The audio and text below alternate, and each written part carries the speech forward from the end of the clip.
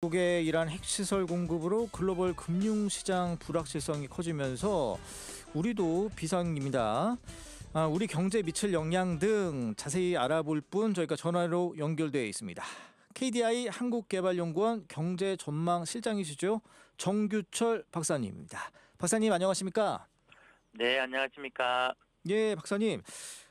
그 미국의 이란 핵시설 공급으로 중동 정세 불안이 고조되고 있는 상황에서 조금 전에 속보가 들어왔습니다. 이스라엘과 이란 완전한 휴전 합의가 될 것이다라는 식으로 이제 트럼프 미국 대통령이 얘기를 했는데 우선은 이제 분야별로 그러니까 좀 조목조목 우리 경제에 미치는 영향을 따지기 전에 어떻게 좀 좋은 소식이에요. 네, 뭐 일단은 좋은 소식입니다만 뭐 상황이 또 워낙 또 이렇게 저렇게 많이 바뀌고 또 좀 트럼프가 좀 뭐 변덕을 부릴 때도 있고 뭐 예. 이게 협상의 기술일 수도 있고 조금 더 지켜봐야 될 것 같긴 합니다. 예. 지금 뭐 속보만 나온 상황이어서 지금 얼마나 휴전 합의가 됐는지 휴전 합의를 희망한다는 것이 그 자세히 모르겠는데 그러면 저 박사님 좀 자세하게 좀 얘기를 한번 들어보죠. 이 중동 사태가 우리 경제에 미치는 영향을 좀 조목조목 따져서 한번 좀 여쭤보겠습니다. 우선은 네. 유가 상승 가시화 이건 뭐 불보듯 뻔할 텐데 뭐 어느 정도로 예상하십니까? 예, 뭐 지금 이미 유가가 많이 올라갔고요. 예. 그리고 그 아까 말씀하셨듯이 이게 좀 합의가 되면서 좀 누그러뜨리느냐 아니면 이것이 뭐 다시 또 뭐 다른 중동 사태라든지 좀 확전되느냐에 따라서 많이 달라질 수 있을 것 같아요. 예. 우리가 예전에 그 우크라이나 러시아 사태에서도 이제 유가가 많이 올라갔는데 이제 뭐 그런 모습이 조금 뭐 걱정이 되는 거죠. 근데 뭐 지금 상황에서 뭐 많이 올라갔는데 뭐 130달러 이렇게 얘기하는 것도 있긴 한데 그 예. 부분 조금 더 지켜봐야 될 것 같긴 합니다. 그렇군요. 예. 근데 박사님 보통 이제 뭐 방금도 박사님도 140달러 뭐 육박할 것이다 말씀하시고 뭐 다른 전문가들도 뭐 100달러 뭐 배럴당 100달러 뭐 이렇게 얘기를 하거든요. 예, 여기 뭐 수치라서 좀 피부에 와닿지는 않는데 보통 이 100달러를 기준으로 여기 뭐 마지노선 이렇게 좀 저희가 이해하면 될까요? 예, 그 일단은 지금 그 얼마 전까지만 해도 뭐 60달러 뭐 이런 얘기가 많았기 때문에 뭐 100달러 그러면 거의 한 50% 정도 올라가는 그렇죠. 거거든요. 뭐 상당한 그 뭐 경제적인 충격이 있는 거죠. 우리는 특히 뭐 원유 수입국이 전적으로 수입을 해야 되기 때문에 예. 뭐 좀 어려워지는 그런 상황으로 보입니다. 예. 예. 그러면 이제 유가 상승에 따른 우리 경제에 미치는 영향 이제 조목조목 계속 좀 따져보겠습니다. 그러면 이 국내 물가 상승 압박이 당연히 되겠죠. 네. 예. 그게 좀 단기적으로만 된다면 사실 우리가 뭐 휘발유라든지 이런 석유류 가격 중심으로 좀 물가가 좀 올라갈 것이고, 예. 뭐 또 상황이 정리되면 뭐 다시 좀 내려가겠죠.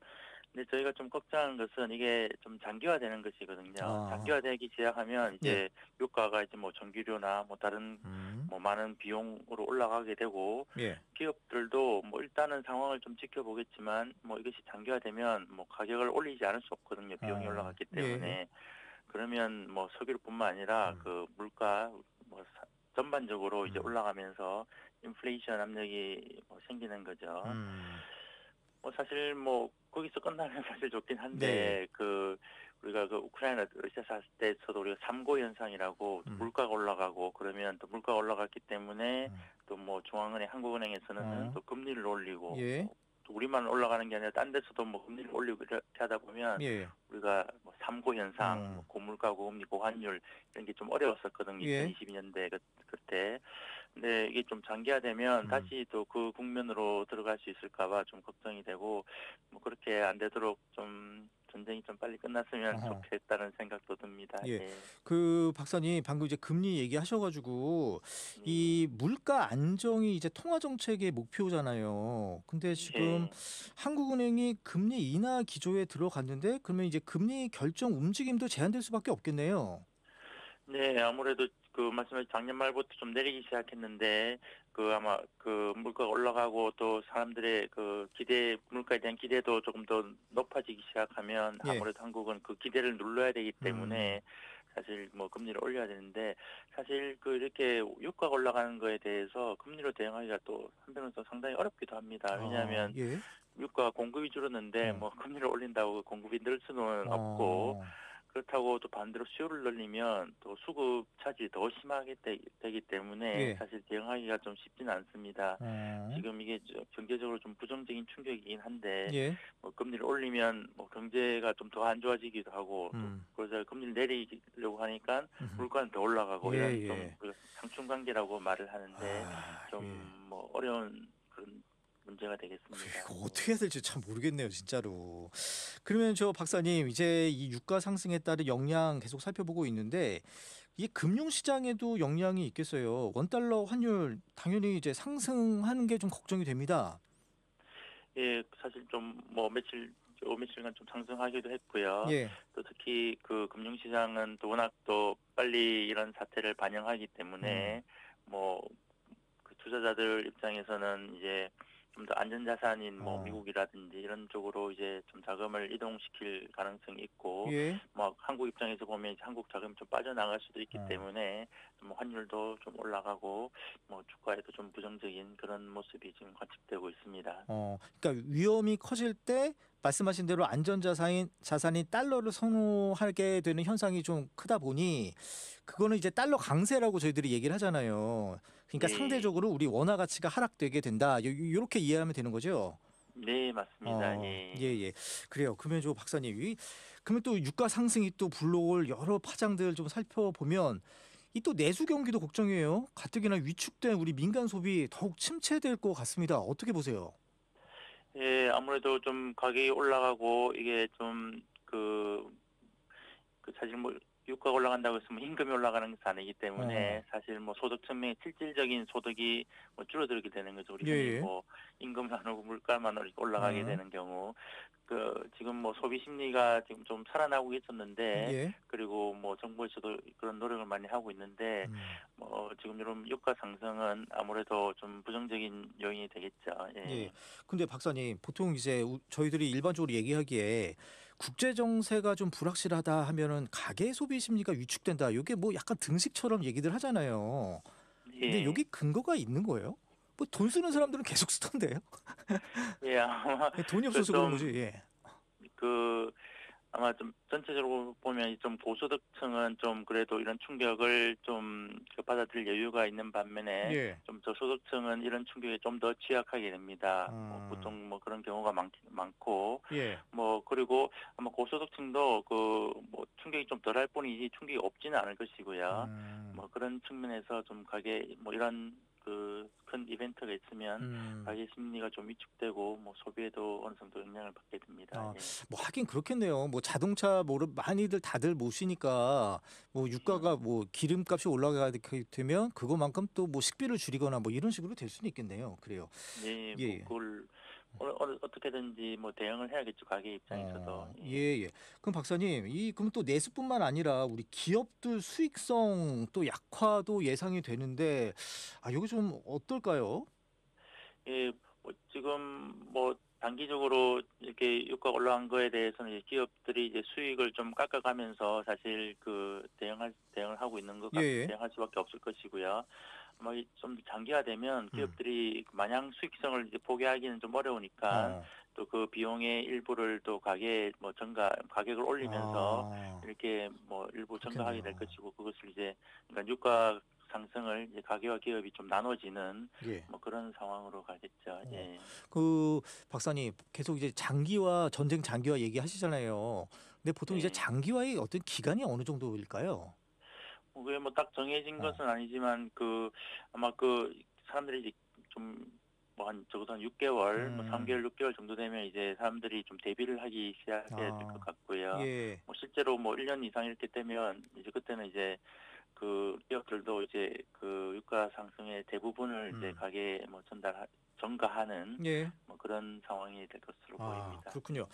그 유가 상승이 우리 경제에 미치는 영향 계속 알아보고 있는데요.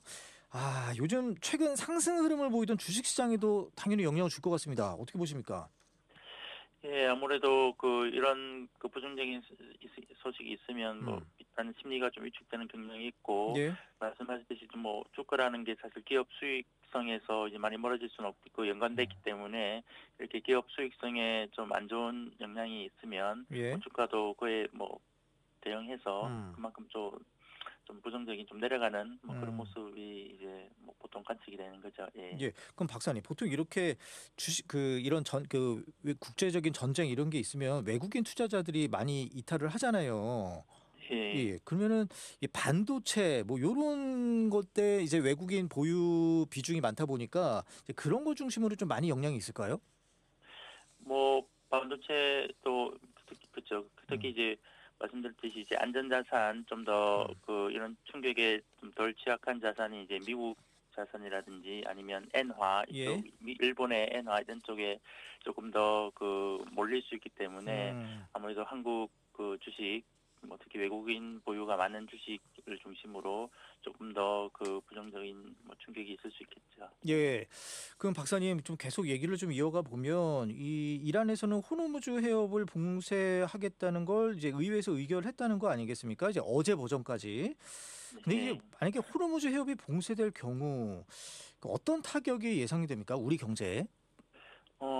일단은 아까 그 계속 이제 음. 유가가 올라간다고 예. 말씀드렸는데 뭐 이 부분 사실 뭐 당연히 이제 그 공급망이 좀 어려워지니까 유가가 올라가는 것뿐만 아니라 사실 원유 수급 자체 원유를 수입하는 것 자체가 좀 어려워질 수 있겠습니다. 뭐 예. 시간이 좀 더 걸리고 그게 어. 좀 막혔기 아, 때문에 삥 돌아가고 해야 되니까. 예, 돌아가기 예. 때문에 그 뭐 돈을 내더라도 사실 원유를 좀 구하기 어려워지는 뭐 어. 그런 상황이 들리고 예. 그다음에 구하더라도 좀 상당히 시간이 지체되기 때문에 예. 그 기업들이 이제 뭐 실제 그 석유류를 써야 되는데 그 부분에 좀 차질이 생길 수가 있죠. 예.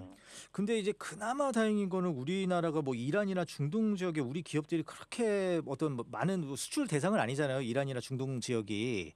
예. 네. 그래도 이 글로벌 공급망이 좀 불안하다는 어떤 심리적인 위축 요런 것들이 좀 작용할까요? 기업들 입장에선?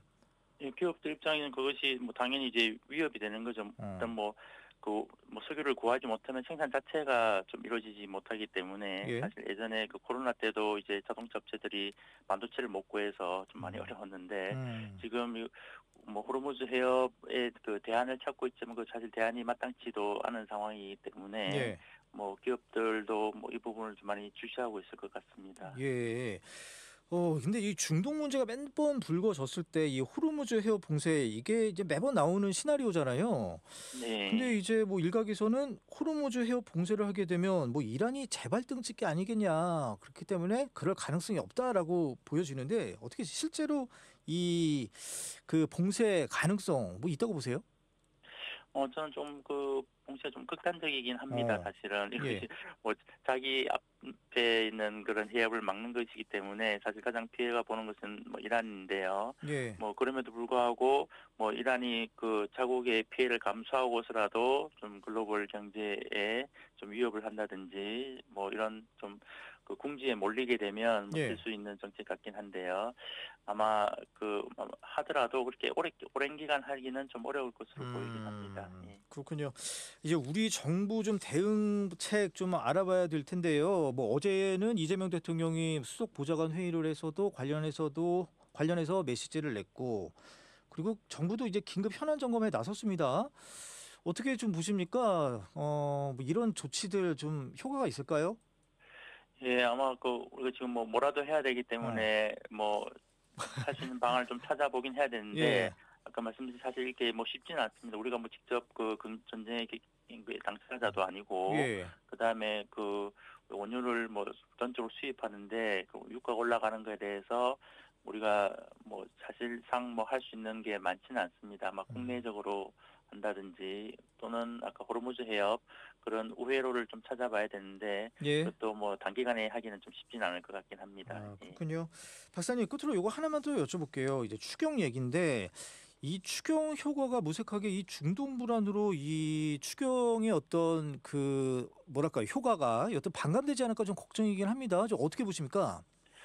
예, 지금 뭐 정부에서도 지금 대대적인 이제 추경을 하고 특히 그 소비력을 많이 보강하는 쪽으로 이제 집중을 하고 있는데 아무래도 그 이렇게 좀 심리가 위축되면 좀 그 영향이 좀 줄 수는 있을 것 같긴 합니다. 한 2020년도 1차 추경 때는 이제 지원금이 한 30% 정도가 쓰였다고 그 분석이 되어 있는데 예. 아마 이게 좀 장기화되면 그 유가 사태가 아마 그보다는 조금 효과가 줄 수는 있을 것 같습니다. 아, 그렇군요. 예, 알겠습니다. 여기까지 말씀 듣겠습니다. 네, 지금까지 감사합니다. 정규철 한국개발연구원 경제전망실장이었습니다. 고맙습니다.